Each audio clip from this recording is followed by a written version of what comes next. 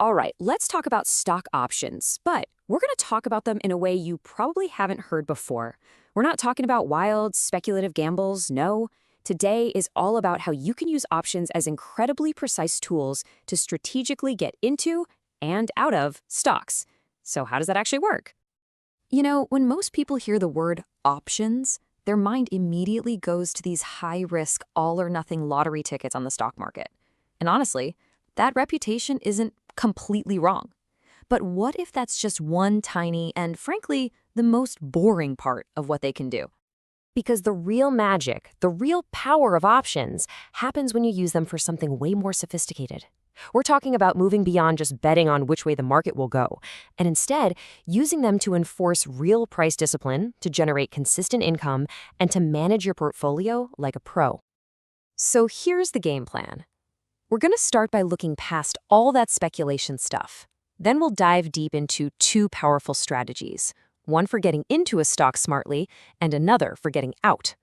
Then we'll uncover the secret weapon that all the pros use, volatility. And finally, we'll wrap up with the critical mistakes you absolutely have to avoid. Okay, first things first, let's get a bird's eye view of the two big strategies we're going to be breaking down today. The easiest way to think about these two strategies is that they are perfect mirror images of each other. See here, on the left, the cash-secured put, that is all about one thing, buying a stock you want, but at a better price. The covered call, on the other hand, is the exact opposite. It's about selling a stock you already own at a price you've chosen. And that one simple difference in your goal, well, it changes absolutely everything else. All right, let's grab our first tool from the toolkit. This is the one you use when you've already done all your homework. You've found a great company, a stock you want to own for the long haul, but you're a disciplined investor. You have a price in mind, and you're not about to go chasing it higher. And that's where the cash-secured put comes in. So what you do is you sell a put option. That's a contract that gives somebody else the right to sell you a stock at a price you've already agreed on. That's called the strike price. But here's the crucial part. You also set aside enough cold, hard cash to actually buy those shares if you have to. This isn't some risky, naked gamble. No, this is a fully funded, deliberate plan to buy a stock you want. The whole process is really just two simple steps. First, you sell that put option, and right away, you collect a cash payment. We call that the premium. Step 2, you take the cash you need to buy 100 shares at your chosen price, and you just set it aside. That's it. You are literally getting paid to set a buy order for a stock at the price you wanted anyway. Now, this is where it gets really cool because there are two different ways you can win with this strategy. Let's say you sell a put with a $95 strike price and you collect a $2 premium. Okay, so if the stock price stays above $95, the option just expires worthless. You don't buy the stock and you get to keep that $200 premium, free and clear. That's win number one. But what if the stock drops below 95? Well, you have to buy the shares. But here's the kicker. Because of that $2 premium you already collected, your actual cost per share is only $93. You got the stock you wanted for less than your target price. That's win number two. See? Pretty great either way. Of course, there's always a risk. What if that stock doesn't just dip a little below 95? What if it totally craters and goes to, say, $70 a share? Well, you are still obligated to buy it at 95. This is what traders call catching a falling knife, and it's exactly why the golden rule is this. Only, and I mean only, use this strategy on high-quality companies you would be genuinely happy to own at that strike price, no matter what happens tomorrow. So that's how we can get into a stock. Now, let's flip the coin and look at our exit strategy, the covered call. This is for when you already own a stock and you want to generate some extra income from it, or maybe sell it at a price you've already decided on. The setup here is really straightforward. You have to own at least 100 shares of a stock. Then you sell a call option. This gives someone else the right to buy those shares from you at a specific strike price. And because you already own the shares, your position is covered. That little detail is what protects you from the unlimited risk that comes with a naked call. The process couldn't be simpler. Step 1, own the stock, at least 100 shares. Step 2, sell a call option against those shares.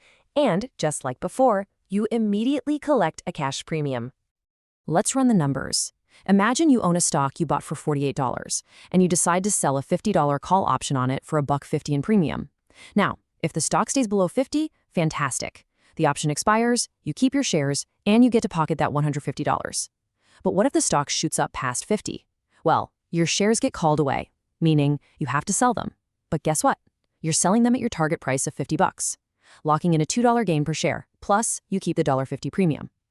With this strategy, having your stock called away isn't a bad thing. It's the whole point. It's a successful exit. So what's the risk here?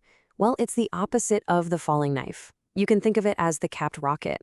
What if your stock doesn't just go to 55? What if it goes nuclear and blasts off to $100 a share? You still have to sell at 50. Now, did you make a profit? Absolutely. You made exactly the profit you planned for. But you missed out on all those extra massive gains. That opportunity cost, that's the trade-off you make for getting that guaranteed premium income up front. So we've got the basic mechanics down, but what's the thing that really separates the beginners from the professionals? Well, it really all boils down to understanding one key idea: volatility.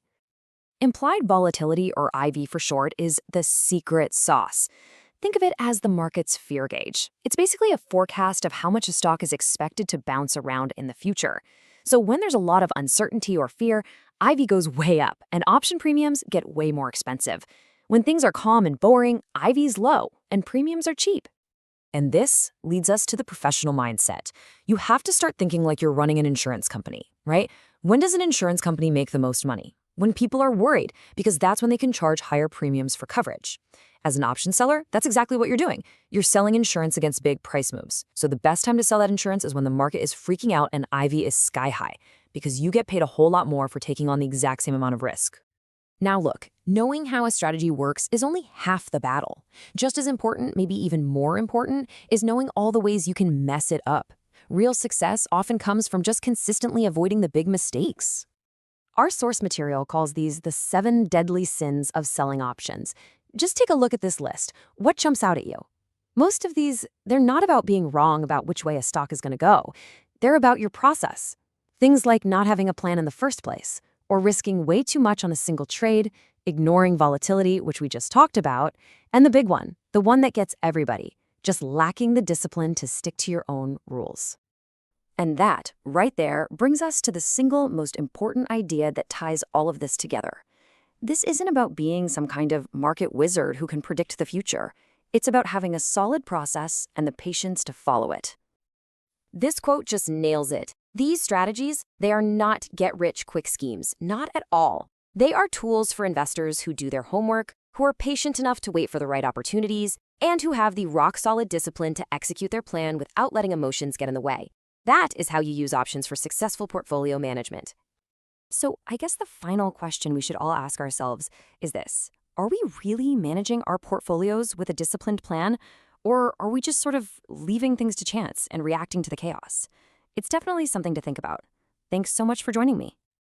All right, the learning doesn't have to stop here. If you want to explore even more, I've built the perfect place for you at sophie-ai-finance.com to unlock a new way of learning. Think of it as your personal learning toolkit.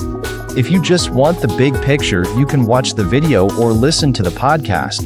It's perfect for getting the main concepts down while you're on the go. But if sometimes you need to hit the pause button and really let an idea sink in, you can visit the blog article. It has all the details, charts, and text from our discussion so you can review everything at your own pace.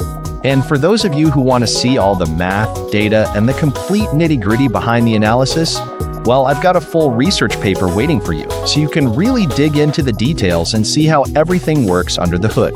It's all there, all for you.